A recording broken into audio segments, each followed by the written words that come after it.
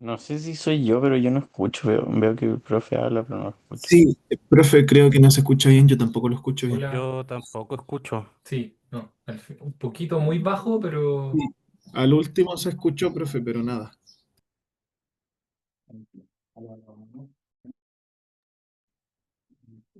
súper bajo, profe Cristian.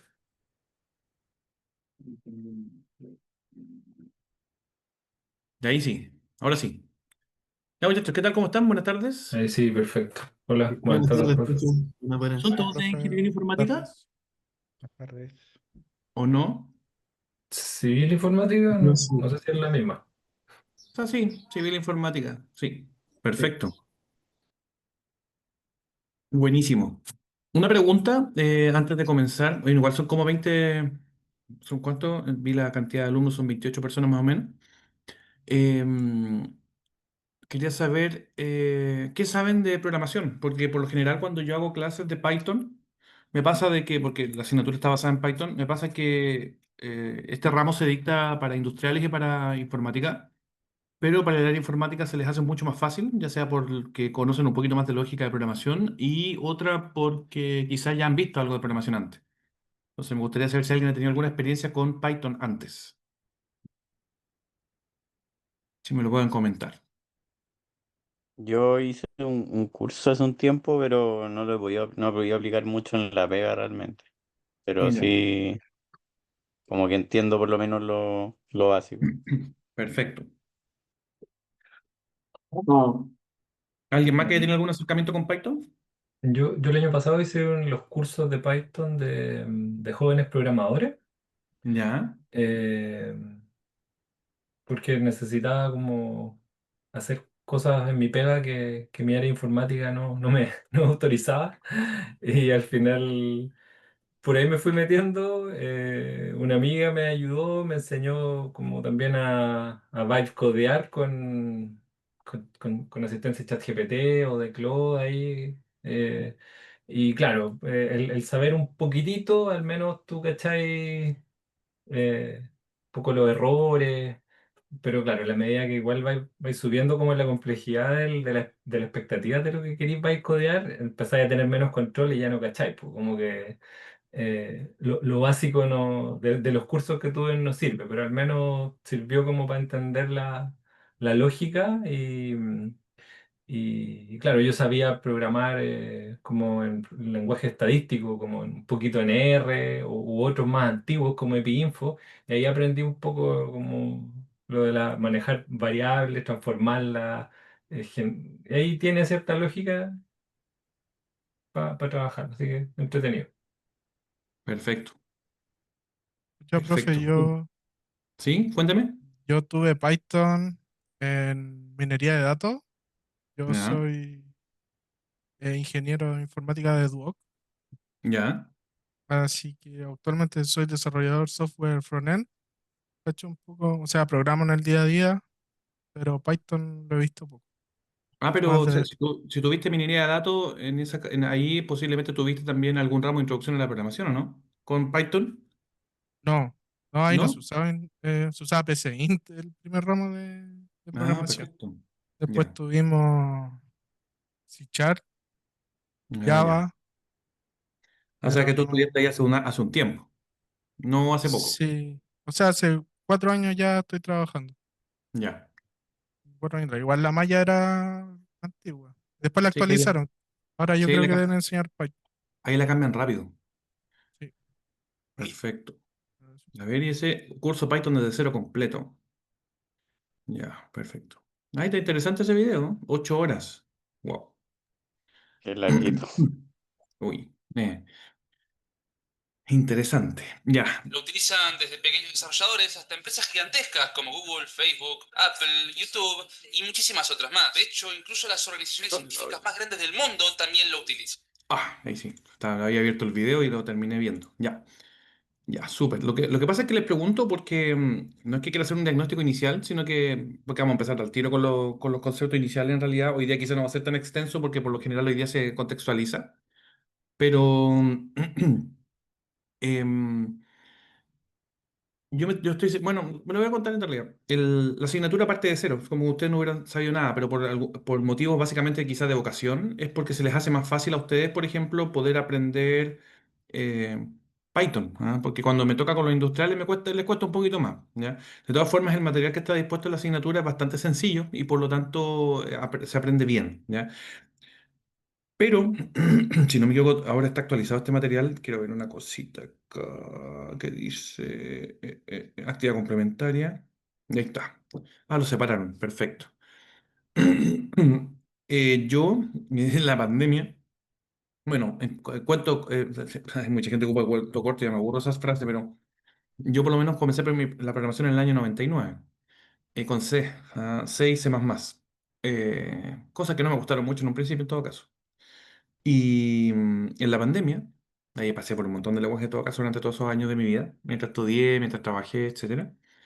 Y hoy, en la pandemia, estaba como estresado un poquito, porque la verdad a mí me tocó trabajar mucho en la pandemia, pero de forma remota, entonces por lo tanto todo lo hacía a través del computador de la casa y estaba como todo encerrado en la casa. Me tocaron las vacaciones de invierno. Y decía, uy, qué terrible tener vacaciones en invierno y estar encerrado. Pero bueno, creo que quizás muchas personas ya se les olvidó un poquito ese contexto y fue como un periodo de la vida, 2 años que como que no pasaron como si nada. Entonces, en la vacación de invierno, yo no tengo vacaciones de invierno, pero básicamente mi carga laboral es menor en invierno, porque finalmente trabajaba en empresa y actualmente ya casi estoy 100% en clase. Hago trabajo para empresas, pero más esporádico. Dije, bueno, le pregunté a un amigo. Casi todos los amigos que me rodean son del área. Y me dijo, oye, aprende Python, me dijo. Y yo le dije, pero si es fácil, sí, aprende. Me dije, bueno, ok. Y en ese tiempo estaba recién pensando en la idea de la inteligencia artificial, como años antes, en todo caso, no el 2020. Y resulta que me encontré en la página de Cisco, en NetAcad, con un curso que lo que tiene es, tenía un descuento para certificarse. Entonces, básicamente uno hacía el curso, ¿ya? Y por solamente hacerlo, tú te ganabas un 40% de descuento en la prueba de certificación de ese tiempo. ¿Mm?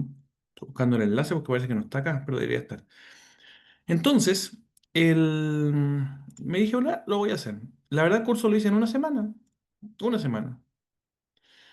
Y, y decidí certificarme, ¿no? Ahí está. Eso sí que son dos cursos, ¿eh? No es uno solo, pero parece que le van a, aquí, no sé si le van a pedir los dos o uno. Sería ideal que hiciera los dos. Y hice ese curso. ¿Ya? Lo terminé. Pero este curso tiene dos partes. Fundamentos de Python 1 y fundamentos de Python 2. Qué bueno que hayan quitado el segundo, porque el segundo ya ve incluso orientación a objetos, cuando en realidad no es tema que se vea en esta asignatura de forma importante. Entonces, no sé si conocen Cisco, es una empresa básicamente de telecomunicaciones principalmente, donde que fabrica dispositivos de redes, pero la verdad se ha ampliado bastante a muchas otras cosas más.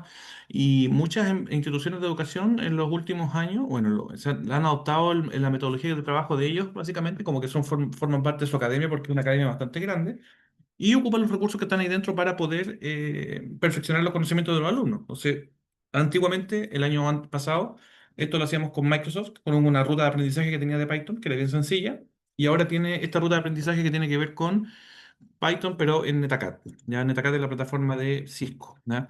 Ahora, si nosotros buscamos fundamentos, también está el fundamentos de Python 2. ¿Ya? Entonces, son esos dos cursos, en total son 70 horas. Esos dos cursos lo hice como en una semana porque no tenía nada que hacer, o sea, 70 horas igual es harto. Pero también en todo caso el lenguaje ya lo conocía, lo que pasa es que quería prepararme para la certificación. Una vez que terminé, me entregaron un certificado para un certificado de término del curso, ¿ya? Y un voucher con un descuento, ¿ah? De 40%. ¿Ya? El que dicta eso es Python Institute. Institute, ¿dónde está? Porque me equivoqué con el nombre. Python Institute.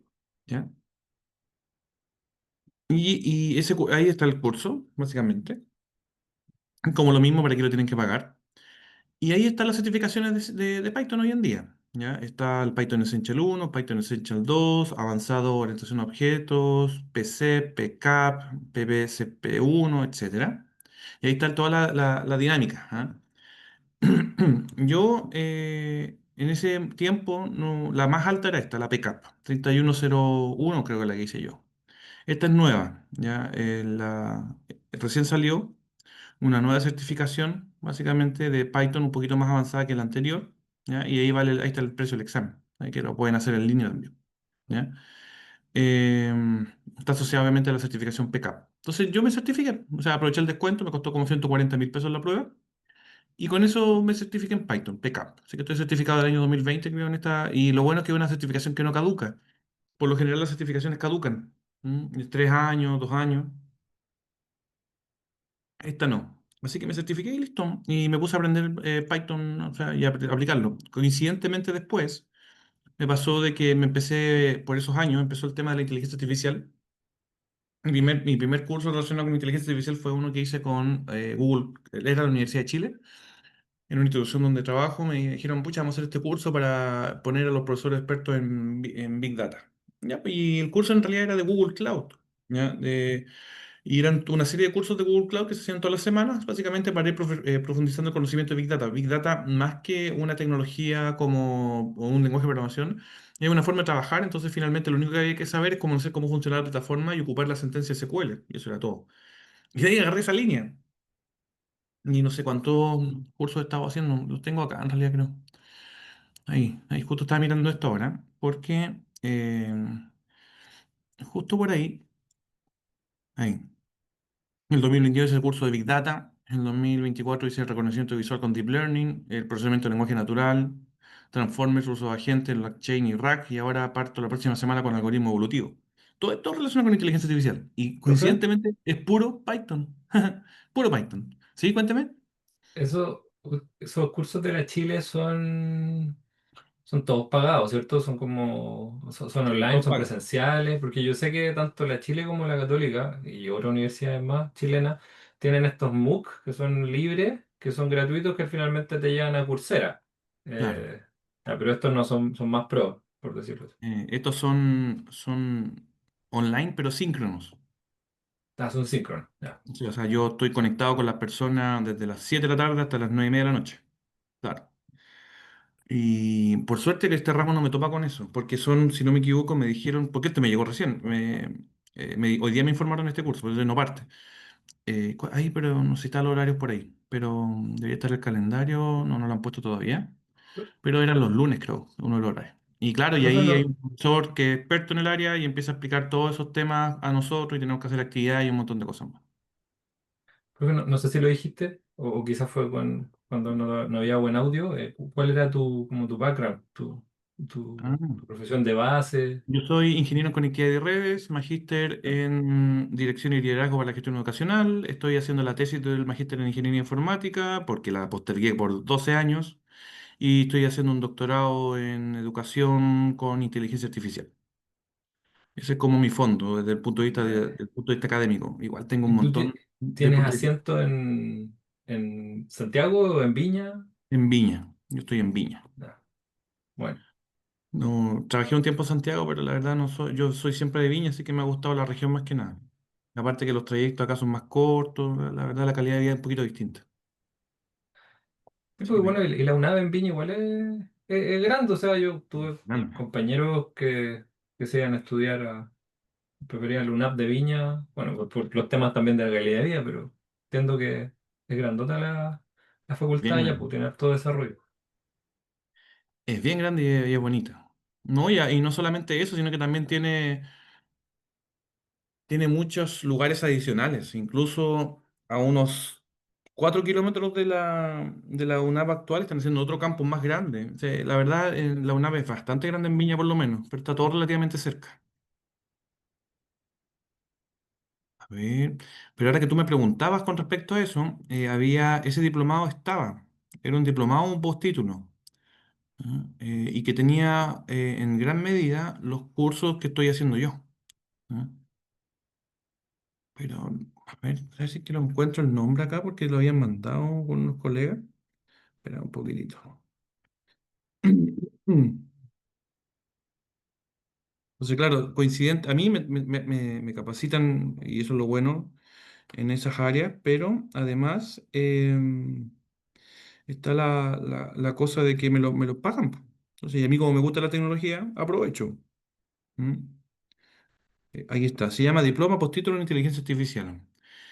Ese es del el curso, básicamente. Diploma Postítulo en Inteligencia Artificial. Porque quizás si es que alguno después lo quiere hacer, lo podría hacer. Diploma, Postítulo, Postítulo en Inteligencia Artificial. Y claro, y ahora todo eso lo hace Puro con, Python. con, con Python. Así que no es menor. ¿Ah? Y esta asignatura, bueno, tú siempre la has dado con Python, ¿no sabes si para atrás cómo era? Yo también he hecho clase en Duoc, así que por lo tanto también sabía que lo hacían con PCInt, ¿ya? Hay otra aplicación más, Scratch también.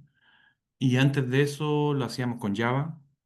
Antes de eso lo hacíamos con C, C++. Así que esa es más o menos la idea.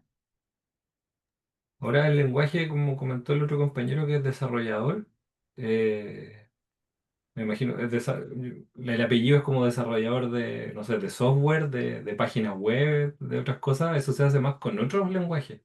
Exactamente. O sea, a ver, Python está al debe básicamente con aplicaciones móviles. Esa es la deuda de Python. Hoy en día existen frameworks para poder trabajar con Python con aplicaciones móviles, pero no es lo más cómodo. ¿Por qué? Porque básicamente lo que predomina en las aplicaciones móviles es Java. ¿Ya? Y existen muchos frameworks para desarrollar páginas web con Python, ¿ya? O el más famoso que por lo menos que yo conozco, el Django.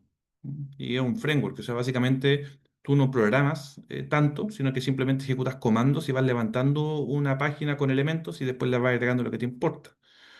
Genera su propio modelo de base de datos, de gestión de usuario y después todo lo demás lo agregas tú.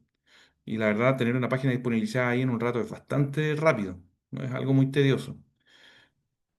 ¿Cierto? Em, Los frameworks son como las bibliotecas que uno carga, ¿cierto? ¿A eso se refiere? mm, ¿O no? No. sí, sí, pero son como bibliotecas en paquetes, listas para poder trabajar. Si Sí. nosotros trabajamos, por ejemplo, a ver, C es un lenguaje muy utilizado. A ver, una cosita, para aprovechar de hablar de eso. ¿Dónde está aquí? Google Índice TIOBE. TIOBE. Me gusta mostrar ese índice. Este es un índice mundial que indica más que nada los lenguajes de programación más utilizados en el mundo. Lo hacen mensualmente. Ahí están los 10 primeros. ¿Mm? Python, C++, C, Java, C Sharp, JavaScript, y ahí estamos como lo que más se usa. Los lenguajes obviamente tienen montones de cosas distintas que hacer. C por lo general es un lenguaje súper bruto y finalmente si uno quiere hacer una lista de datos con C es complicadísimo porque tengo que trabajar con puntero a memoria, un montón de cosas más. C++ resuelve un poco eso. Java, hoy en día podríamos decir que es uno, si bien no indica que es el más utilizado acá, se ocupa en todo, o sea, porque básicamente Java es multiplataforma, bueno, igual que C y C++, eh, y también para aplicaciones móviles, web, etcétera, ¿ya? Java Web no es tan famoso, pero sí se ocupa harto. JavaScript se ocupa más para web. C Sharp también se ocupa, y ese ya es la versión de Microsoft de Java, básicamente son dos lenguajes muy parecidos, ¿ya? A mí particularmente me gusta mucho C Sharp, muy elegante el lenguaje, pero la curva de aprendizaje de todos los lenguajes de programación es un poquito larga. ¿Por qué? Porque tiene mucho detalle. Entonces, finalmente, ahí está Python. Python, que lo que vamos a aprender nosotros es lo básico, básicamente, pero al detalle de las cosas que se pueden hacer con Python. Pero si yo quisiera hacer páginas web con Python sería muy tedioso porque tendría que hacer toda una estructura sobre cómo Python genera código HTML para que pueda visualizarse en alguna parte, ¿ya? Entonces ahí aparecen los frameworks. Los frameworks básicamente recopilan todo en paquetes. Y entonces, por ejemplo, si quiero agregar un botón, simplemente digo, quiero el botón y genera todo el código base del botón, sin tener que yo estarlo haciendo a mano porque me demoraría un montón. ¿Ya? Esa es como la idea. Y frameworks hay un montón. El .NET Framework de Microsoft, los de Java. ¿Ya? Lo que pasa es que podemos considerar como framework al intérprete de las aplicaciones que corren en algún equipo, como también a las herramientas que permiten desarrollar una aplicación de algún determinado tipo. Frameworks existen más, React, Angular, Vue, para aplicaciones móviles, para páginas web, pero hay mucho. ¿ya? En muchos frameworks. Y como les decía, o sea, cuando hablamos de Django, lo único que estamos haciendo es decirle, estamos haciendo una página web con Python, ¿ya? Por ejemplo. Entonces, es como ahí el tema, ¿ah? Cuando hablamos de framework, se enfoca principalmente en eso, en poder aprender a ocupar herramientas para poder programar. Gracias, profe, por la explicación. ¿Ah? Gracias por la explicación, profe. ¿Qué lenguaje sabe usar? Yo, Assembler, C, C++, C Sharp, Java, Python, TypeScript, JavaScript, PHP, y de ahí para arriba ya son framework. ¿Ah? ¿Qué otro más se ocupar? Lo interesante sí es que yo siento que aprendí muy, muy fuerte lo que es C Sharp. Y cuando aprendí muy bien C Sharp, aprender otro lenguaje de programación es simplemente leerlo, ¿no? Porque finalmente las cosas son casi todas parecidas. Entonces, por ejemplo, si tú estás haciendo, por decir algo, un ciclo iterativo en un lenguaje, en la mayoría de otros lenguajes son más o menos iguales.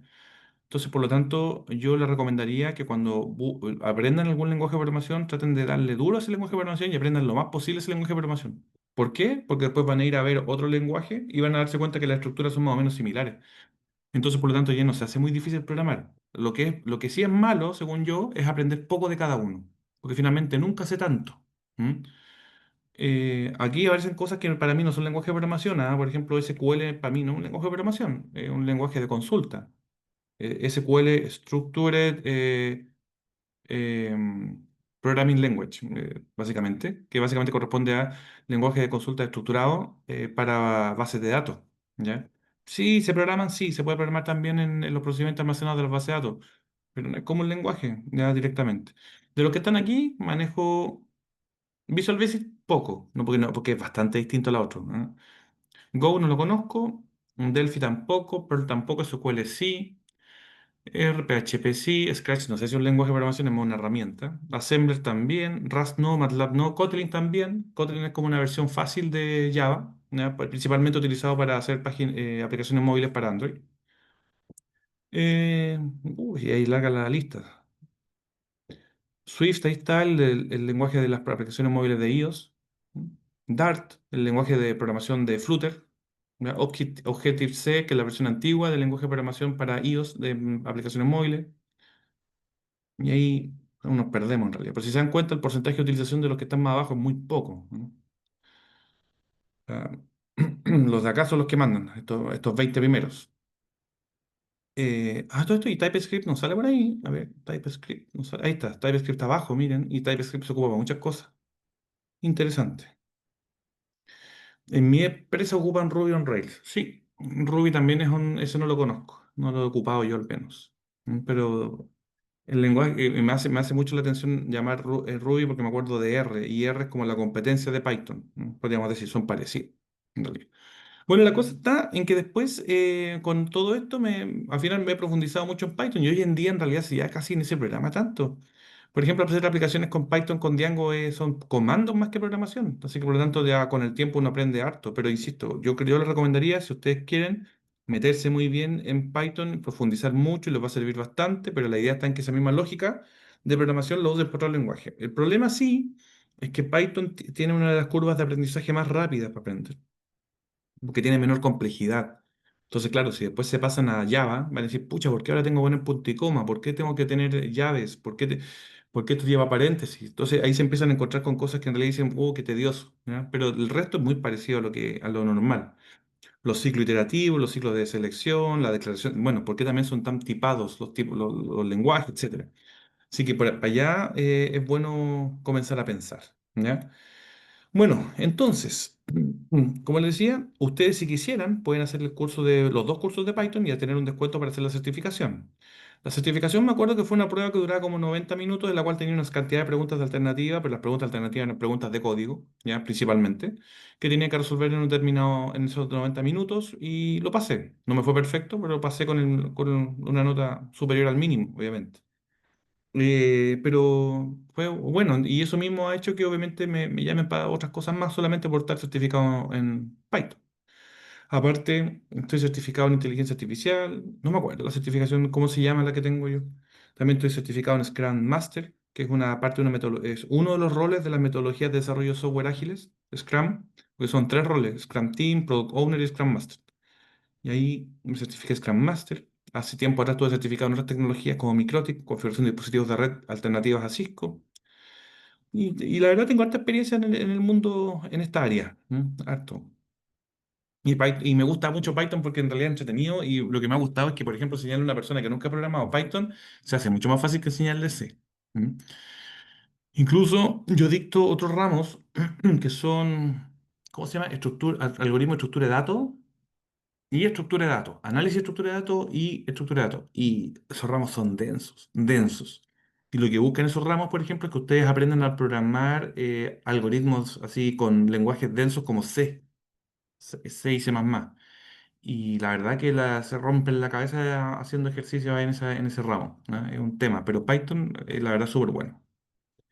Sí, asignando los espacios de memoria. Y obviamente uno cuando va a C va a ocupar la memoria RAM. Y es entretenido cuando uno de repente, por ejemplo, se equivoca en la declaración de una variable y finalmente el valor que recoge no es el mismo, porque estás apuntando a, a otro segmento de memoria o no borraste el espacio de memoria y leíste lo que estaba ahí. O sea, C puede trabajar la memoria RAM al bit, ¿ah? Así que es un lenguaje muy, muy bueno, muy, muy poderoso, pero todas las cosas raras se hacen manuales. Si yo quisiera hacer si quisiera hacer o sea, no conozco aplicaciones que permiten hacer interfaces gráficas con C. Y me imagino que eso debe ser lentísimo porque básicamente C maneja la memoria RAM del computador. ¿Ya? No, entonces, decirle tienes que hacer una interfaz gráfica debe ser un tremendo framework que hay que echarle encima para que pueda funcionar. Eh, entonces, esos son algunos temas interesantes de la programación. Pero a mí, por lo menos, como les decía, Python me ha gustado bastante porque lo ocupo harto en inteligencia artificial. Lo ocupo principalmente con herramientas como Colab. ¿Mm? No sé si ustedes conocen Colab de Google, por ejemplo. Ustedes se meten a Colab y ahí ustedes pueden, por ejemplo, programar en Python también. Ya que no les voy a enseñar para que lo hagan así, pero se los voy a mostrar un poquito. Aquí ustedes perfectamente pueden programar lo que ustedes quieran y se guarda y es gratuito. Si uno quisiera, ahora, ¿cómo pasa? Cuando yo programo, requiero un intérprete. Para poder tener un intérprete, debo tener procesador y espacio en disco y memoria RAM. Entonces, por lo tanto, este intérprete lo ejecuta un procesador de Google. Si quisiera que esto funcionara más rápido, tendría que yo pagarle a Google por una versión más avanzada de Google Colab que existe, Colab Pro, ¿ya? Y por lo tanto ahí podría programar otras cosas. Pero por ejemplo aquí es llegar y programar, es como una hoja de... Incluso estos se llaman Python Notebook, ni siquiera se llaman Python. Son Python Notebook donde yo puedo ir agregando texto y códigos, ¿eh? Con diferentes cosas para poder ir agregando una hoja de trabajo. Y acá es donde principalmente se trabaja con inteligencia artificial. A todo esto me acordé de algo. Exacto, como Jupyter. Esto es lo mismo que Jupyter con la diferencia que no es tu procesador, es el de Google. Bueno, por si acaso tengo un canal de YouTube. Así que comenten, reaccionen, compartan, activen la campanita y las notificaciones, etcétera, para que puedan así yo ganar plata con este canal, porque nunca gano un peso en este canal, pero no, igual subo cosas más que nada para que me sirvan para las clases. Entonces, tengo igual de todo, pero a veces hago algunas cositas. Me acordé de un ejemplo que hice con Python. ¿Dónde está? ¿Y esa cuestión por qué está ahí? ¿Por qué la Pepa Hoffman está en mi canal? Yo no me digo nada de ella. Ya, ahí. Ah, no, no es por mi canal. Ya. Entonces, a ver. Bueno, hay un ejemplo de BigQuery con Google Cloud, nada que ver, pero quería buscar un video que una vez hice, que encontré un tutorial, no me acuerdo dónde, y lo repetí y me gustó y lo grabé y lo dejé publicado. Fue este. Estaba ocupando Colab, miren. Ahí está. Y básicamente lo que hice, imagínense, esto es lo mismo que estaban viendo recién, pero son unos pocos comandos. ¿Qué es lo que hago aquí? Clono un proyecto de internet, instalo unos paquetes de Python, desinstalo otros, instalo otros, y después genero una carpeta para conectarme por SSH y corro un servidor en un puerto particular para poder levantar una aplicación web. ¿Ya? Y todo esto en Google. ¿Ah? Yo no ocupo cero procesamiento mío. ¿Ya? Entonces, después de que ejecuté eso, que se demoró un montón, porque finalmente se carga muchas dependencias, no sé si todavía está disponible, pero por lo menos aquí yo tengo el enlace a mi GitHub para poder ocuparlo. Pero fue una tontera en realidad, porque hoy en día con inteligencia artificial se hace mucho más rápido. Ya, acá Después que termino, me genera el enlace para poder conectarme a la plataforma, a la vista web de eso. ¿No? Y básicamente había encontrado, en ese enlace me conecto y básicamente se levanta este servidor web con una serie de funcionalidades. La idea está en colocar un video de alguien y reemplazarle la cara. Entonces, básicamente acá yo le puse esa foto de Britney Spears, ¿ya? Para poder reemplazar la cara en un video de otra persona. Y había un video de Shakira que me acuerdo que estaba dando vueltas por ahí y lo subí. ¿Ya? Entonces, el video de la Shakira y con la cara de Britney Spears, ¿ya? El chiste fue que no detectó la cara de Britney Spears, detectó la cara del guardia. ¿No? Yo no me di cuenta de eso hasta que lo hizo. Y ahí generó el video de la Shakira con la cara del guardia, ¿ya? No de Britney Spears. ¿Ya? Y se podía bajar ese video sin ningún problema. Pero eso lo hice con Python y fue súper poca codificación, o sea, estaba todo prehecho ya. Y eso es básicamente es como un inicio de lo que es inteligencia artificial. ¿Ah? Hay una serie de cosas ahí interesantes al respecto. ¿Ya? Pero acá se aplica mucha inteligencia artificial. Eh, mm, bueno, ahí también tengo como crear APKs de Ionic, APK básicamente, eso fue un trabajo para el doctorado, una tontera que me hicieron, no sé. ¿Qué más? Había hecho crear APKs, hacer teléfono, videollamadas Es que veo otros temas tecnológicos en todo caso. Aquí la herramienta DataPrep para poder generar unos reportes directamente en Cloud Storage, que es el almacenamiento de Google. Básicamente un alumno le dice el video para que lo pudieran replicar. La idea era sacar datos desde un origen de datos público y procesarlo directamente con herramientas de Google Cloud. ¿No? Ahí está como el proceso completo en realidad, pero esto es hacer Big Data básicamente. ¿No? Entonces, por eso que, pero aquí, incluso en Big Data a veces ni siquiera se ocupa Python, pero igual se puede hacer. ¿Ya? Bueno, ahí hay unos cuantos videos que después si a alguien le gusta la tecnología y le interesa algo me puede preguntar. Entonces, se ha vuelto interesante el uso de Python. O sea, yo lo recomiendo. Si ustedes quieren hacer algo, la verdad, insisto, lo único que no podrían hacer son aplicaciones móviles, pero todas las demás cosas sí las podrían hacer. Así que les recomiendo meterse en este tema y hacerlo. ¿Mm? Bueno, ya que me fui para otro lado, voy a comenzar a explicarles un poquito de qué se trata la asignatura. Ojo, que van a tener que hacer ese curso y ese curso corresponde a un 10% de la nota, o sea, por si acaso. El curso, no la certificación, el curso de Cisco, ¿ya? Por si acaso, que es la versión uno de Fundamentos de Python, ¿ya? Ahora, ¿qué les diría yo? Hágalo al tiro. Es cortito. Dice 30 horas, pero uno lo hace en menos tiempo. Eh, ¿Por qué? Porque una vez que vean eso, van a entender muchas de las cosas que vamos a ir aprendiendo durante la asignatura y por lo tanto se les va a hacer más fácil. Si lo quieren hacer por cumplir, lo van a hacer al final, pero no les va a servir de nada. El objetivo es que les sirva, ¿ya? Para los contenidos que nosotros vamos a ir viendo. Así que apenas pueda, regístrense y háganlo. Se tienen que registrar con su correo de la UNAV y con eso después, cuando terminan, me suben el certificado. Ya está disponible para poder subir el certificado, así que por lo tanto, si alguno de ustedes lo termina esta semana, me lo sube al tiro y ya tiene asegurado ese 10% de la nota. ¿Ya? Eso está en la semana 11. Si nos vamos a la semana 11, ahí vamos a encontrar la actividad complementaria que tienen hasta el 16 de diciembre para entregarla, no hay plazos adicionales, es como que alguien me diga, profe, no alcancé a hacerlo, sería muy raro porque estamos a 3 de octubre como para tener que hacerlo solamente el 16 de diciembre. ¿M? Así que para que lo tengan bien presente, hay harto tiempo para eso. ¿Ya? Pero ese mismo repaso les va a servir para la asignatura completa. ¿M? Y bueno, acá vamos a ver, lo primero quiero ver, que estamos acá al inicio, cómo van a ser las notas, de la asignatura, que es un tema igual eso. ¿Dónde estaba eso? ¿Y por qué sale ahí y no salgo yo? Ya, no, pero ella está por defecto. Sí, cambié. Entera Cristina. Claro, exactamente, era Cristina. Te la quería espante. Ya, ¿a ¿dónde estaba?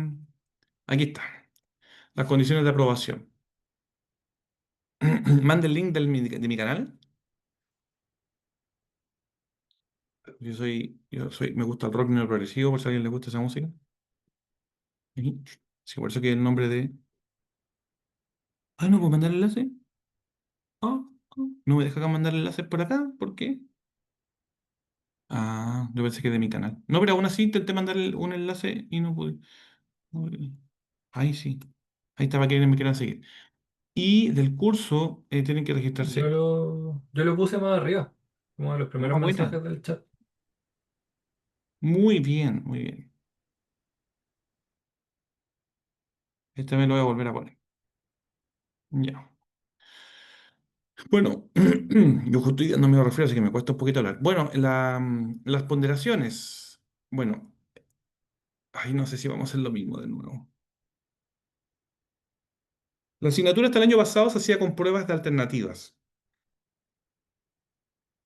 Y ahora parece que hay un proyecto, así que yo no les voy a poder confirmar nada, porque la reunión de coordinación de estos temas quedó para el lunes a las 5 de la tarde, así que yo todavía no tengo la certeza de cómo lo van a hacer, así que mejor no me voy a amarrar a decirles qué es lo que tienen que entregar, porque hasta el momento sigue pensándose en rúbrica, ya de un desarrollo. Esto sería... Entonces no sé si vamos a hacer eso o no, y ahí tenemos un tema. Claro, este material es distinto. Fue el del bimestre anterior. Así que no me voy a bueno, lo que sí les puedo decir por lo menos por mientras es que las ponderaciones de las evaluaciones, porque eso no cambiaba mucho, ¿ya? La primera era un 7%. Ah, no, sí cambió. Sí, porque en la anterior una prueba valía 43%. Era como que las primeras pruebas valían muy poco y las siguientes valían mucho. Mientras más avanzado, valían mucho. Entonces, básicamente uno podría reprobar o aprobar el ramo con la última prueba. ¿Mm? Así que por mientras le voy a decir ahí, vamos a quedar pendiente con respecto al trabajo. Por lo general, si es que se hacen trabajos de proyecto, se hacen grupos de hasta 5 personas y ahí ustedes tienen que desarrollar. Lo malo está en que a mí eso no me asegura que efectivamente todo el grupo trabaje. Y a mí no me gusta que las personas no trabajen y que se lleven las notas peladas. Así que, por lo que si en algún momento vamos a armar grupos para trabajar, les voy a pedir que me indiquen si alguien no trabaja para sacarlo del grupo, ¿no? Porque no me interesa que alguien tenga notas sin hacer nada, ¿ya? Por si acaso.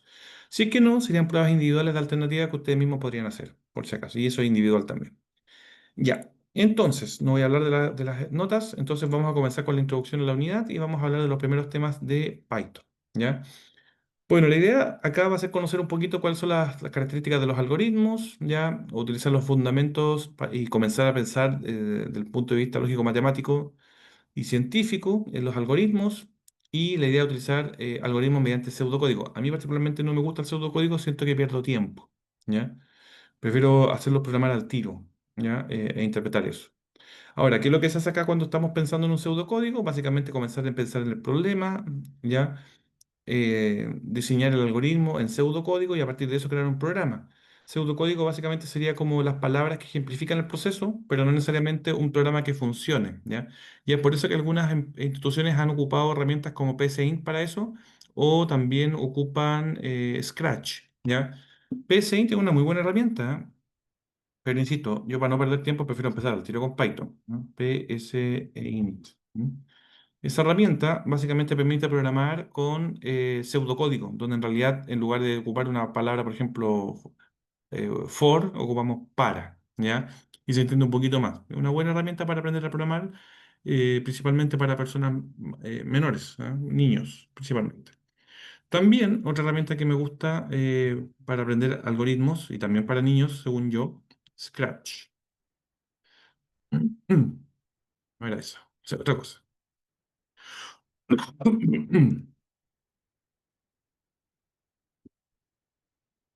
Donde básicamente acá se aprende generando juegos, ¿ya? Algoritmos. Esa es otra forma de trabajar directamente con aprender algoritmos, ¿ya? Entonces, por lo tanto, en el objetivo acá es que uno tenga finalmente un problema, lo piense, después que lo piense, lo programe, y después que lo programe, ejecutamos el programa. Esa es como es la dinámica normal de un programa, ¿no? Directamente. Ahora, aquí hay un contexto bastante extenso con respecto a qué se trata lo que es un algoritmo, ¿ya? Porque siempre se recomienda hacer esquemas de lo que estamos pensando hacer y por lo tanto ahí tenemos esa complejidad de si finalmente es bueno o no. Y para aprender primero quizás es bueno. En algunos lugares incluso se ocupa una herramienta que se llama DFD, para que me acuerdo, DFD. Fue un editor de diagramas de flujo, pero los diagramas de flujo eran compilables, podríamos decir. ¿Ah? Pero la verdad... a mí particularmente no me gustaba mucho porque, insisto, preferiría hacerlos programar que estar pensando así. Pero aún así es importante ese pensamiento en algoritmos, que finalmente ustedes puedan determinar qué es lo que necesitan, ¿ya? Y empezar a entender cómo programar, pensando en el problema, ¿ya? Entonces, por lo tanto, Nosotros la idea está en que empecemos con un pseudocódigo, después un diagrama de flujo y a partir de eso un lenguaje de programación. ¿Ya? Incluso hoy en día, cuando se está desarrollando software, se enfoca mucho en eh, tener que hacer diagramas para entender lo que se está haciendo. Eso finalmente ayuda harto para que las personas que no entienden de programación puedan entender el proceso. A mí particularmente me gustan mucho los diagramas BPMN, ¿ya? Porque finalmente puedo entender un proceso de una mejor forma, puedo mejorar un proceso solamente con el diagrama y a partir de eso después comenzar a pensar en desarrollar algo. Los diagramas son bastante prácticos, ¿ah? Acá hay algunos, ¿ya? Donde finalmente hay un proceso, ya un inicio, un término y cosas que se hacen con actores. ¿M? Sí, efectivamente, se me olvidó olvidar eso, Carlos. Efectivamente, PCInt permite la generación de un diagrama de flujo. ¿Ya? Eso también es bastante práctico. ¿M? Bueno, entonces, eso ayuda mucho. ¿Ah? Ya, ese no lo conozco. Toad Data Model no lo conozco. No lo conozco. Acá, por ejemplo, podemos ver un tipo de algoritmo parecido a los que se ven en PCInt. ¿Ah? Inicio, fin, declarar variables, ingresar al usuario, leer usuario y si una condición se cumple, hace otra una cosa y si no se cumple, se hace otra. ¿Ya? Espera un poquito.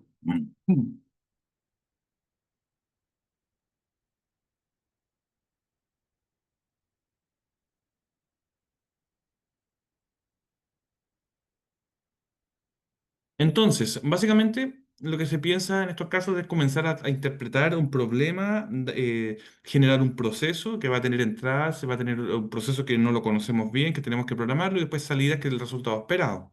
¿Ya? Entonces, finalmente, esa es como la dinámica del funcionamiento de los algoritmos. ¿Mm? Em, Ahora, aquí se menciona un chatbot que por lo menos el semestre pasado no lo ocupamos, ¿ya? Porque hoy en día son chatbots en realidad. Ustedes Pucha, igual ha sido un tema porque hoy en día con inteligencia artificial yo tengo que decir cómo me aseguro que efectivamente las personas que están programando algo finalmente están respondiendo, están aprendiendo. Porque hoy me he dado cuenta que todos lo hacen con ChatGPT. Incluso yo mismo a veces lo utilizo, pero el tema está en que yo sé lo que le estoy preguntando. Entonces, por lo tanto, si yo me voy a meter con ChatGPT cuando no conozco nada, se vuelve complicado. Por ejemplo, en una clase presencial estoy enseñando Python y resulta que en la prueba yo no bloqueé el internet a los computadores y los alumnos ocuparon ChatGPT. El chiste fue que me dijeron, profe, este código no me funciona. Lo fui a ver y era algo que yo no había enseñado. Entonces dije, pero ¿cómo supiste hacer eso? Y se quedan así como para adentro. Claro, finalmente estaban implementando cosas, pero no las conocían. Entonces igual es un tema complejo. La verdad, yo les recomiendo tomarse en serio lo que es la programación, porque es una competencia que sirve para muchas cosas más. Y como les decía hace un rato, si ustedes aprenden bien programación, no les va a costar mucho aprender otros lenguajes de programación. Pero llegar y solamente para poder cumplir, hacer algo con ChatGPT que finalmente yo ni yo entiendo lo que hace, la verdad me estoy haciendo un daño, ¿no? Voy a terminar aprobando y en el ramo siguiente ya no voy a poder hacerlo tan bien. Si algún profesor en algún momento me dice, oye, explícame el código, los alumnos ahí se quedan cruzados de brazos porque finalmente no saben lo que están haciendo. Entonces, por lo tanto, hay que tener ojo con eso. ¿Ah? O sea, yo no lo prohíbo, me gusta la inteligencia artificial.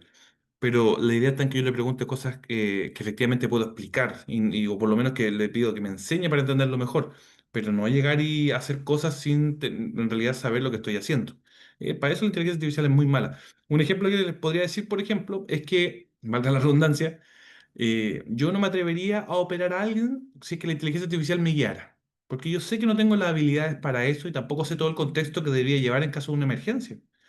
Pero si alguien me dice, oye, tú prográmate una aplicación, no sé, pues, móvil en los celulares Tesla que finalmente ocupan una cuestión que yo no sé, bueno, le podría preguntar porque la lógica de programación la manejo súper bien y posiblemente lo aprenda muy rápido y podría entender efectivamente por qué algunas cosas funcionan bien y otras cosas no funcionan bien. Entonces, ahí hay una diferencia importante, ¿ya? Pero no me hace bien eso. ¿Ya? Ahora, si nos dedicáramos a ocupar siempre la inteligencia artificial, vamos a tener ese problema de si finalmente nosotros vamos a seguir siendo personas que vamos a depender de la inteligencia artificial o finalmente sí sabemos lo que estamos haciendo. ¿Mm? ¿Qué pasa si después se acaba la inteligencia artificial? ¿Mm? ¿Quién va a seguir ayudando eso? Y no lo tenemos claro. ¿Mm? Bueno, el siguiente tema habla un poquito de la estructura y la arquitectura del computador. La primera unidad principalmente es como para contextualizar y las siguientes son más que nada para comenzar a programar. ¿Ya? Y esto más que nada para entender un poquito la estructura de los computadores, cómo funcionan, ¿ya? Y si es que tienen alguna duda al respecto. Me imagino que quizá más de algunos de ustedes, como son informáticos, ya alguna vez se han armado un computador y quizás los conceptos que aparecen aquí ya los conocen, ¿no? Porque claro, cuando uno se arma un computador tiene que como por lo menos saber, oye, voy a comprar un procesador, el procesador tiene una cierta cantidad de gigahercios, el procesador tiene una cierta cantidad de memoria caché L1, L2, L2, L3. La memoria RAM tiene que tener un bus de datos determinado para poder conversar con el procesador, ¿ya? Etcétera. Entonces, finalmente uno tiene que empezar a ver las características para poder armarse un PC, por ejemplo. Hoy en día tengo harto alumno que tiene tarjetas de video, no sé, por la 5060 de Nvidia.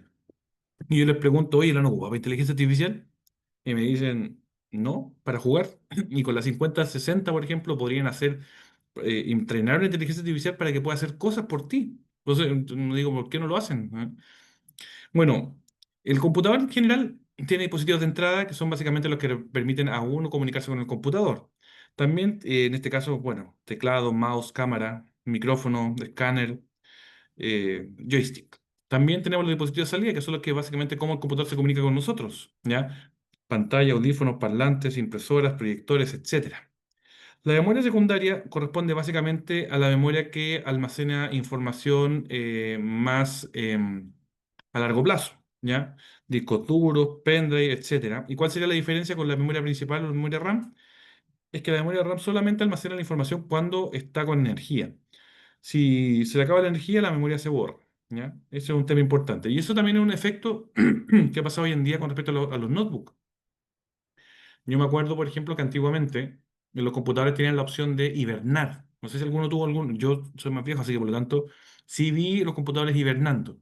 ¿Y qué es lo que significaba hibernar en un computador? Significaba de que mi computador tenía, por ejemplo, vamos a hacer cuenta que, porque yo lo veía en computadores viejos. Hagamos cuenta que tengo un computador, mi primer computador fue así, y hibernaba. Tenía un Pentium 3 de 533 MHz, tenía 64 megas de RAM, tenía un disco duro de 8 gigas.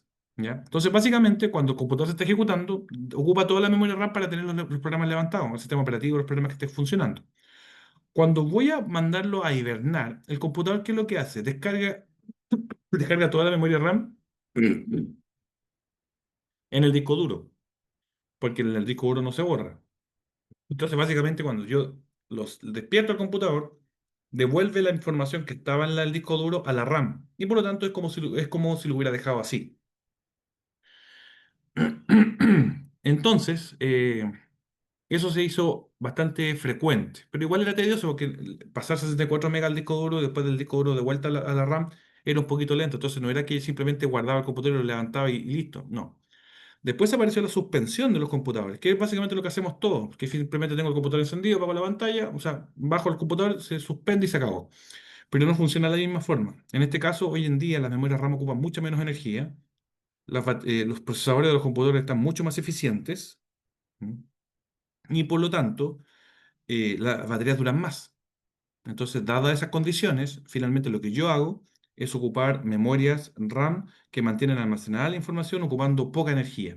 Entonces, la suspensión se hace mucho más rápido. Entonces, yo guardo el computador, la memoria RAM simplemente se detiene su funcionamiento a un voltaje menor y después lo abro y vuelve a activarse la memoria RAM sin hacer traspaso de información entre el disco duro y la memoria RAM. Y esa es la otra forma de poder suspender un computador, a diferencia del uso en el disco duro, ¿ya? De todas formas, igual los computadores tienen todos un segmento de memoria de disco duro que lo utilizan como si fuera RAM, ¿ya? Para aprovechar el funcionamiento de las aplicaciones. Y hoy en día eso se hace mucho más rápido debido a que los discos duros sólidos son mucho más rápidos que los discos duros físicos, ¿ya? Los platos esos que hay. Y finalmente la CPU, ¿ya? Que básicamente son procesadores, pero hoy en día son procesadores que tienen muchas tareas. Por eso mismo tienen, por ejemplo, las memorias caché, el procesador en realidad encargado de los USB y un montón de cosas más. Por lo tanto, no son tan específicos para algo y es por eso que no se utilizan para hacer inteligencia artificial. ¿Son procesadores potentes? Sí, pero no son específicos. Mientras que el procesador de tarjeta de video hace esa pura pega, tarjeta, video, procesar. Entonces, por lo tanto, por eso que finalmente para hacer inteligencia artificial se utilizan procesadores de tarjetas gráficas porque esos son procesadores que por lo general van mucho más adelante en la tecnología, ¿ya? Pero porque hacen una pura pega. Los otros hacen un montón de pega al mismo tiempo, ¿ya? También tenemos los buses, que son los medios de transmisión de información entre cada uno de los dispositivos del computador. Hay diferentes tipos de cable y conectores para cada uno de ellos, para dar energía o simplemente para transmitir datos. Otro tema importante dentro de lo que es la arquitectura de los computadores son las bases numéricas, porque finalmente los computadores trabajan con ceros y unos, pero para que podamos hacer representación de todo, el computador trabaja en binario, pero es capaz de transformar en decimal y en hexadecimal para ser más eficiente el almacenamiento de información, ¿ya? Pero básicamente ahí tenemos los datos binarios 0 y 1, decimal del 0 al 9 y hexadecimal del 0 al F, ¿ya? Después del 9 pasa al A, B, C, D, E, F. Ahí tenemos 16 dígitos. ¿Ya? Em, la información en la RAM básicamente se guarda en bytes, ¿ya? Y como le decía hace un rato, se puede guardar la información y ahí podemos ver, por ejemplo, cómo se va asignando la memoria de lo que está haciendo el computador en la memoria RAM, ¿ya? Pero con C podemos manejar cada una de esas celdas, ¿ah? Eso es lo bueno. ¿Mm? Y tiene solamente números binarios. La RAM se divide en dos partes, el segmento de datos, que son los datos que está utilizando actualmente el computador, y la sección de programas, que es donde están levantados los programas que se están ejecutando. Por eso que finalmente tener la memoria RAM grande es bueno, porque si tengo más memoria RAM, más programas voy a poder correr. El problema está en que el computador para respaldar genera, por lo general, un archivo de paginación, que son los discos duros, los espacios en disco que se usan como RAM, que no son tan rápidos, ¿ya? Y lo ocupa. em, me distraje porque me está llamando el jefe, pero le voy a mandar un WhatsApp después. Em, y lo ocupa el espacio por si acaso, pero por ejemplo, si tengo 64 GB en RAM, lo más probable es que el computador también esté almacenando 64 GB en espacio en disco, ¿ya? Por si acaso. ¿Qué más? ¿Qué más? Notación binaria, el código ASCII, ¿ya? Los segmentos de programa, aquí tenemos un ejemplo de las tarjetas perforadas que se utilizaban antes para poder leer y escribir programas, se guardaban ahí. Hoy en día se guardan en otro tipo de dispositivos y casi todo es digital. ¿Ya? Eso un poquito de resumen con respecto a los computadores y con respecto a los lenguajes de programación. em, Tenemos que hay lenguajes de programación de alto y bajo nivel, ¿ya? Principalmente. El- los de alto nivel son los que finalmente nosotros vemos para desarrollar interfaces gráficas. Los de bajo nivel son los que mueven los bits en el computador directamente, ¿ya? Y tenemos dos tipos de lenguajes, principalmente los compilados y los interpretados.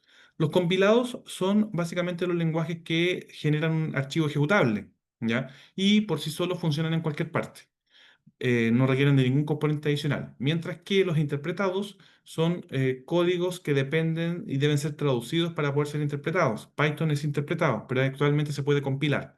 Java se compila, C Sharp se compila, C, C++ se compila, pero hay muchos que son interpretados también. Ahí se ven, por ejemplo, algunos compilados C++ y C Sharp, ¿ya? Pero algunos interpretados son Perl, Ruby y Python. ¿Mm? ¿Qué más? ¿Qué más? ¿Qué más? Bueno, hay un sitio de la biblioteca con respecto a eso. ¿Alguna pregunta hasta el momento? Estoy hablando en términos generales, básicamente, al respecto de los contenidos. ¿Eh? ¿Alguna duda? TypeScript es interpretado porque no genera ningún ejecutable. Efectivamente. A mí me gusta TypeScript, en todo caso. Es un lenguaje bonito, elegante, ordenado. ¿Ya? Más ordenado que por lo menos PHP. Mm, ya. ¿Qué más? ¿Qué más? Sí, hablé de la CPU.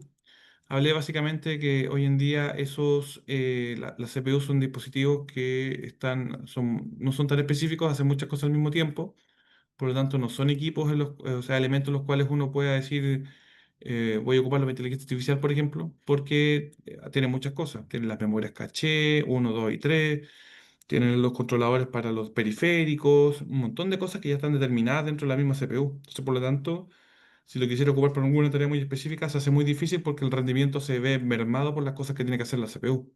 ¿Mm? Eh, y como podemos saber hoy en día, por la cantidad de núcleos, su rendimiento, el tamaño de los transistores. ¿Ya? El otro día me acuerdo que vi un video donde explicaban un poquito con respecto por qué había la generación i3, i5, i7 y 9 de Intel, y que decían que básicamente el procesador es el mismo, ¿eh? Lo que sucede es que la fabricación es tan detallada que finalmente igual hay errores que no se pueden corregir, entonces por lo tanto, de acuerdo a lo que quedó bueno el CPU, es lo que finalmente uno está comprando, ¿ya? Entonces, por lo general, los procesadores más caros son los que tienen más operaciones en funcionamiento, pero técnicamente son lo mismo que otros. O sea, un i3 técnicamente es lo mismo que el i9, solamente que le funcionan menos cosas. ¿Mm? Litografía en silicio, efectivamente. ¿Mm? Bueno, aquí tengo un procesador decente en todo caso, este computador, por ejemplo, pensando en eso. Aquí tengo un procesador de 10 núcleos con 12 procesadores lógicos. Tiene un buen caché L3, 15, 12 megas. Es interesante el funcionamiento Profe, del computador. Dígame. veo que no usa Chrome, me imagino que es porque consume mucha RAM. Exactamente. No lo Y soporto. sí, ¿y está usando Edge o Los Firefox? principales míos son Opera. Opera y Mozilla. Pero el Opera en base a Chromium también, ¿o no? No, no. El Edge en Ah, base a Chromium, pero por ejemplo tengo el Edge solamente para las cosas que necesitan Chrome, ya. porque si Porque no, no quiero hacer la funciona con... transición Sí. por lo mismo, pero me cuesta dejar a Chrome. El problema que tengo es que creo que quizás Brave también es bueno, ¿ah? También es bueno. Sí, pero no lo tengo acá, lo ocupé en celular el Brave, sí. El problema que tengo con Chrome es que, por ejemplo, tengo otro computador, uno está acá, está allá. Me lo movieron. Tengo un computador donde viene Chrome instalado y me carga esa figura en la cual tengo que iniciar sesión ya, más que nada para que se cree un perfil dentro del navegador y guarde las cosas a una cuenta, ¿ah? Todos los navegadores lo hacen, ¿ah? Pero es muy invasivo Chrome. Aparte que yo sé que Google trabaja mucho con mis datos, no estoy prohibiéndole mucho tampoco al cambiarme de navegador, pero siento que solamente para tener la sensación de que el Chrome te ayuda mucho con las contraseñas, historial y todas esas cosas, como que no ocupa tanta RAM que no tiene sentido. No niego que la memoria RAM igual la que ocupan harto ahora, o sea, bueno, igual yo tengo harta RAM acá, pero por ejemplo aquí lo que más por lo general ocupa RAM es el Zoom, por un tema de la transmisión gráfica. Miren, por si se dan cuenta, el uso importante de CPU está en Zoom en este momento, ¿ya? Pero las demás aplicaciones como que no consumen tanto. Y Firefox está ocupando 3 gigas, ya, tengo 64, así que no es tanto tema. Y claro, tiene lo justo y necesario que necesito, que almacene las páginas que tengo, si lo cierro y lo vuelvo a abrir, que puedo restaurar las páginas que tenía abiertas y se acabó, ¿ya? Pero así como que tener una cuenta registrada y todo el tema no me gusta y como que si Chrome tuviera más RAM la ocuparía toda. Me acuerdo que una vez tuve una conversación con un amigo, me dijo que tengo un amigo que es medio fanático de la tecnología, y yo trato de entrar después, cuando ya efectivamente ya sí me convence, lo hago. Entonces me acuerdo que un día estaba en su casa y me dice, oye, mira, este computador es muy bueno, me dice, a verlo, era un Chromebook. Le dije, ¿pero qué gracia tiene este computador? Es que es Chrome, po. Y él, claro, él ama a Google, ¿ah? Entonces, por lo tanto, él viene y dice, no, este computador es muy bueno. ¿Y cuáles son las especificaciones? Y son súper bajas las especificaciones de ese computadores, porque básicamente la idea era de que las personas ocuparan navegador y no un sistema operativo con escritorio, ¿ya? Y que todo funcionara básicamente en la web.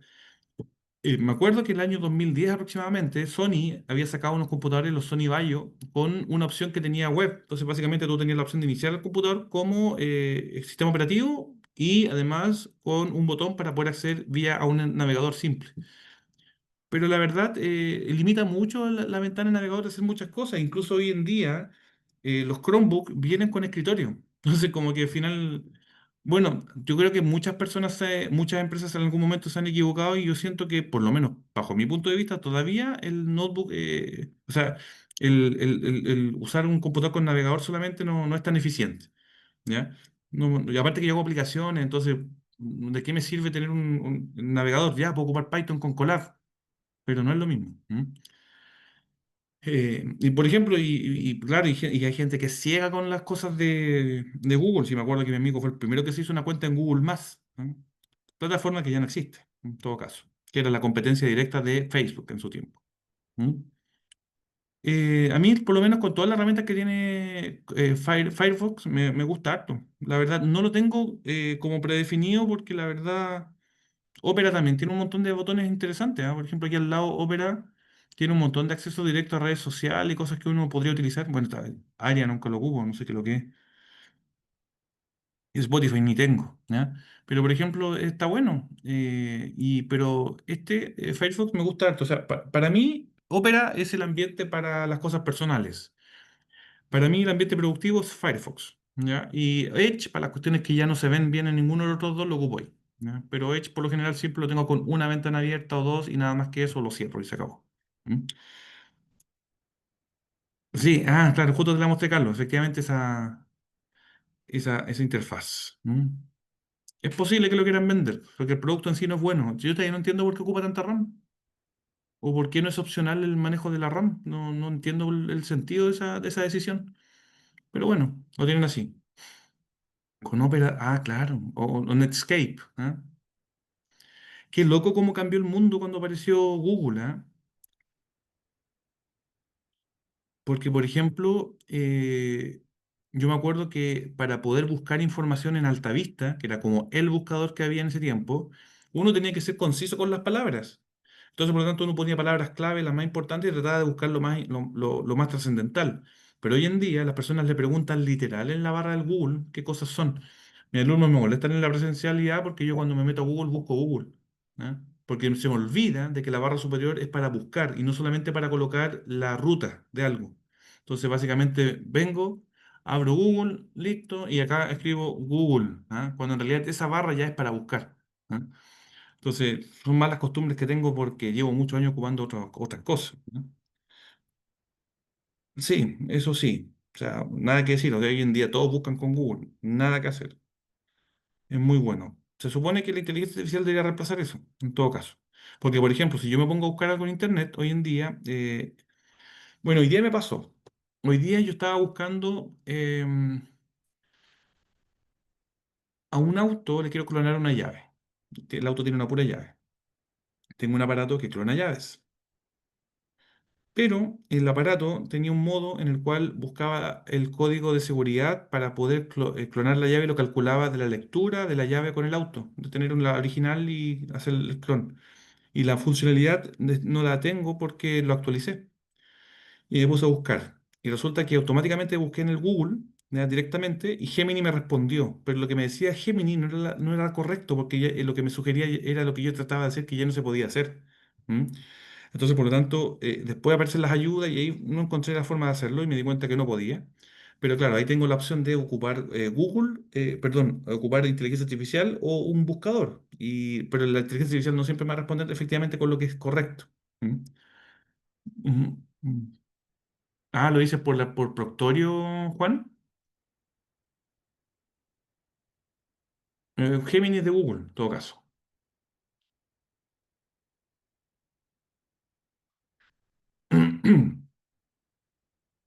Sí. ¿Y por qué? ¿Con qué se pueden clonar controles sin tener que pasar por la tarjeta del motor? Lo que pasa es que hay aparatos que se meten a través de OBD2 a la EQ y son capaces de leer el código de programación de los controles, ¿ya? Pero algunos los pueden leer, otros no, son pocas las páginas que lo hacen. Y justo particularmente esa llave particular que tengo que clonar no se puede clonar. Tengo que tener el código y el código lo manda el fabricante. Y el fabricante cobra 55.000 pesos por el puro código, sin llave, sin nada.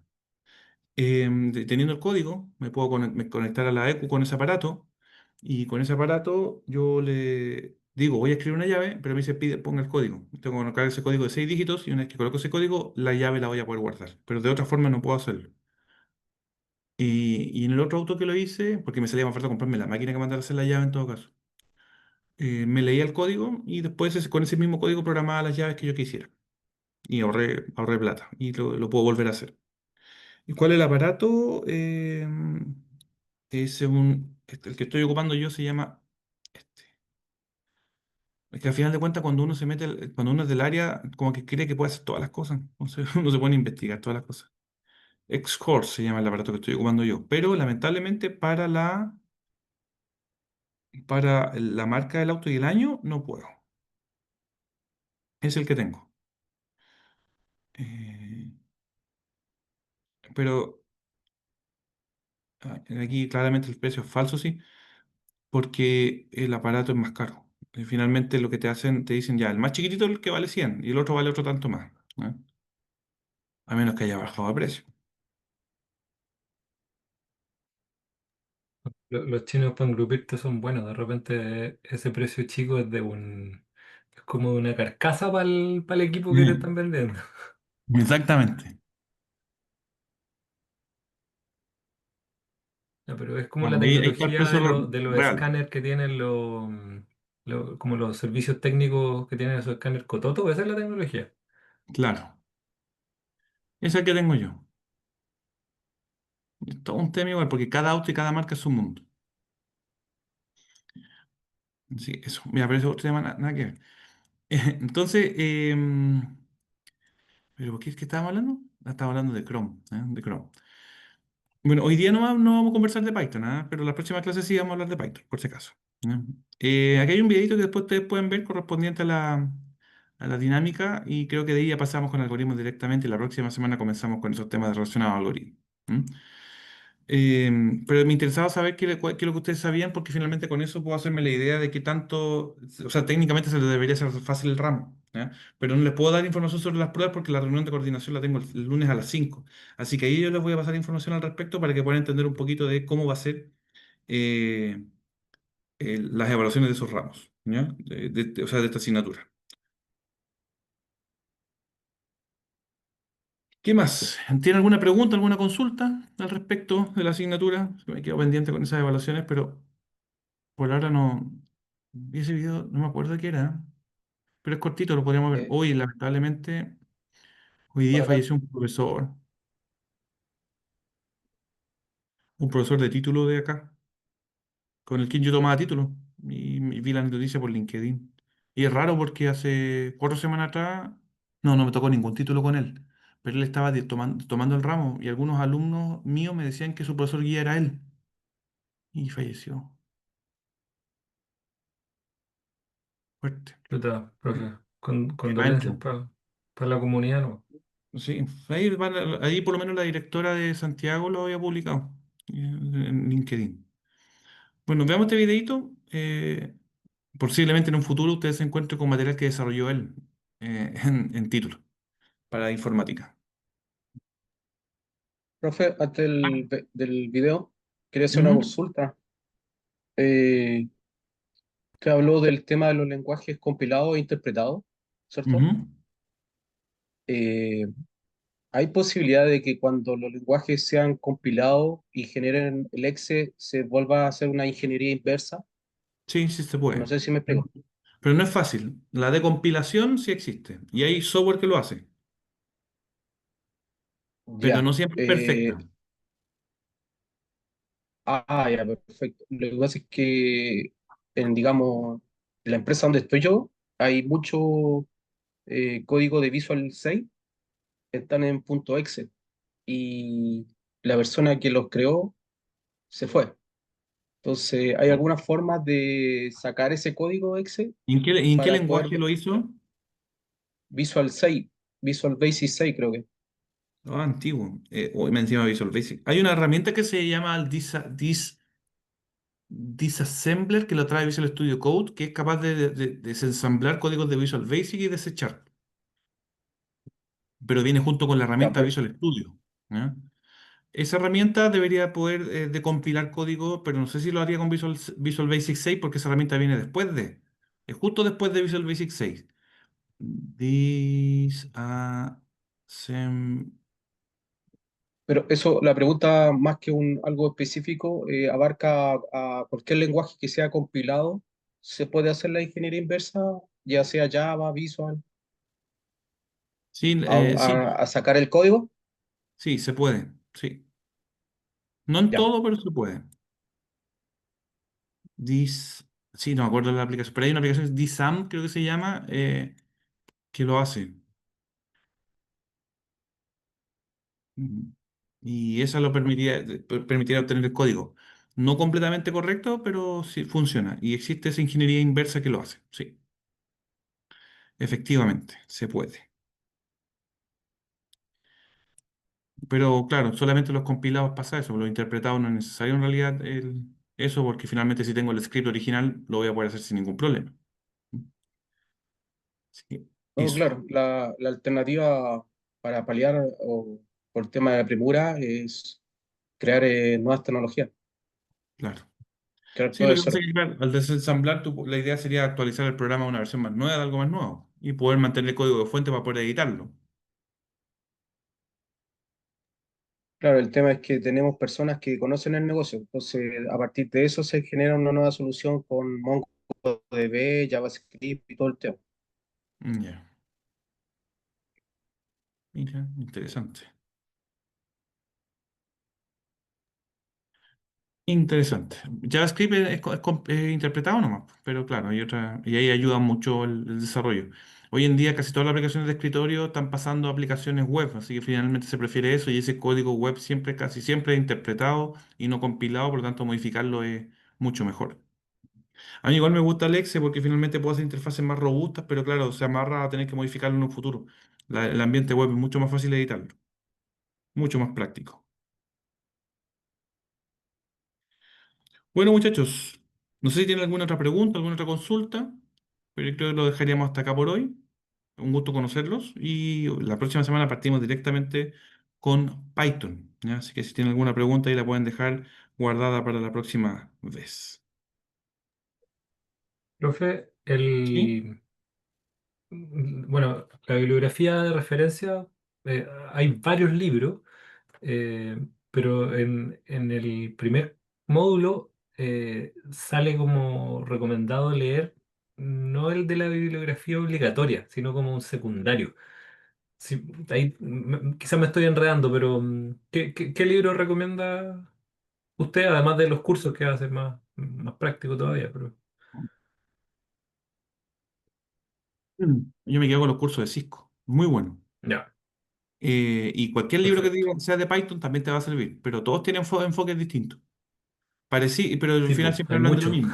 Pero lo que sí tengan cuidado, porque a veces hay libros de Python que son de Python 2 que no es lo mismo que Python 3 y ya estamos en el 3, ¿no? Por si acaso. Si encuentran algún libro que sea si quieren leer y les gusta leer, aprender leyendo, lo cual es súper bueno, Python 2 no. Asegúrense de que sea Python 3. Vale, y para trabajar después con Python, además de Google Colab, Visual Studio, eh, No me gusta Visual ¿cuál, Studio para aprender, cuál porque recomienda? ayuda mucho y finalmente yo no aprendo tanto. Yo ocupo la herramienta oficial de Python que es Python IDLE. ¿Mm? Es muy fea, pero para lo que se necesita acá cumple súper bien.